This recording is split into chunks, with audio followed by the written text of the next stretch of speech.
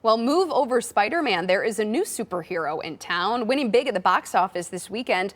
The Batman hitting the big screen. This morning, film critic Tom Santilli joins us live with a look at our weekend movie watch list. Tom, good to talk to you. What did you think about this film? I'm really curious to see your take. Yeah, great to be here. This kind of my take so far has been a little bit blasphemous, but I think that this is the best Batman has ever looked on the big screen. Wow. I absolutely loved this movie. I thought Robert Pattinson was great. The casting is diverse. Jeffrey Wright plays Gordon. Zoe Kravitz is Catwoman. Colin Farrell's in it as the Penguin. But this movie, it's dark. It definitely leans more into that Dark Knight. This isn't like the 70s Batman with like the boom, zap, pow kind of stuff coming across the screen. It's dark and brooding, but it's just so well done. People forget, that know the character. People remember Batman is a detective. He's the world's greatest detective. And this movie kind of unfolds like a detective story. The Riddler is in this movie. Paul Dano's the Riddler. Again, blasphemous, but it's just as good and mesmerizing as Heath Ledger's the Joker in The Dark Knight. Now, that's not to take anything away from Heath Ledger or any of those previous movies, just to say that this one does it really, really well. And I was actually floored by how well they handled the character. And there was a grimness to the previous installments, too. So would you say that this one is taking it maybe a step further? Yeah, that's been the criticism so far. Is it's kind of like, people are like, man, how much more dark and gritty and real can this get?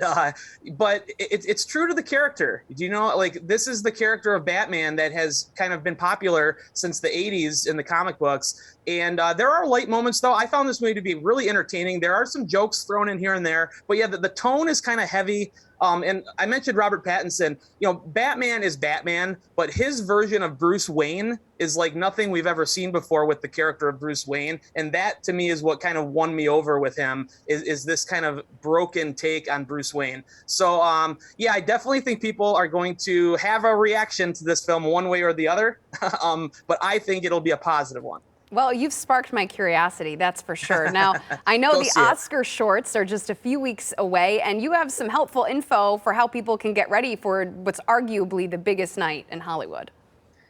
Yeah, the biggest thing with the Oscars, if you're not into the Oscars, you're not into the Oscars. Nobody's going to convince you otherwise, right? But the big takeaway for most people is that they haven't seen some of these things.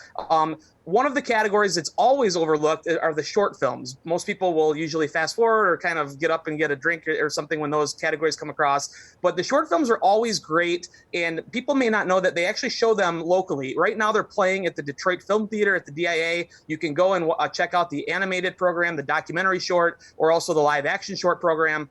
And then the 10 Best Picture nominations, too, are all available right now, 5 of which are available on HBO Max. So even if you go get a free trial subscription or something, you can check out those movies.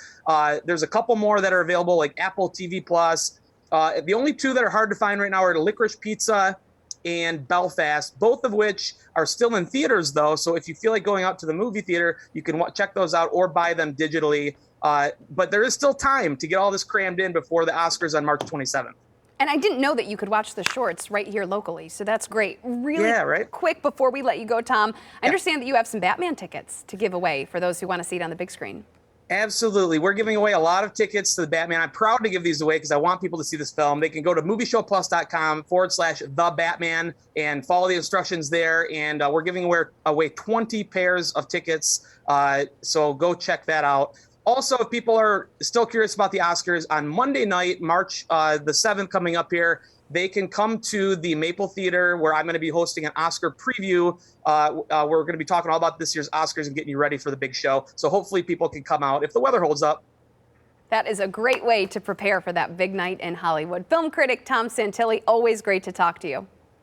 Thank you, Jen. Have a good weekend. Have a good one, you too.